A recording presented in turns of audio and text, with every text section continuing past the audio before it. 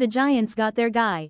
New York became the first team to fill their head coaching vacancy this year by agreeing to hire John Harbaugh as their next head coach late on Wednesday night. The Giants were far from shy in their pursuit of the Super Bowl winning coach. Reports indicated that Harbaugh, a widely sought-after and popular candidate that would have the leverage to pick his next team, was not in a rush to quickly sign with another team. He was slated to also interview with the Titans, who had their plane ready to visit Harbaugh at his home in Baltimore. New York, however, would not let up. They met with Harbaugh for lunch and had an informal meeting with him at his home on Sunday. They then hosted him for dinner 3 days later, with quarterback Jackson Dart making an appearance during Harbaugh's visit. Hours later, the two sides began working to finalize a deal before Harbaugh had the chance to meet with Tennessee.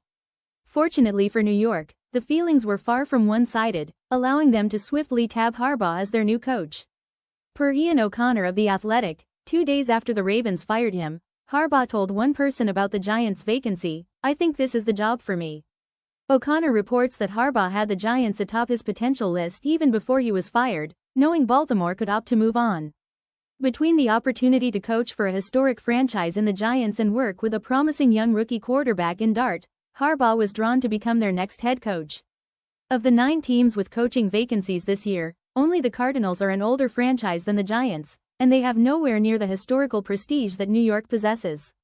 Since joining the NFL in 1925, the Giants have won 8 total championships, including 4 Super Bowls. They've had Hall of Fame players and coaches grace the field for decades, and now turn to Harbaugh to restore that past success back to the present.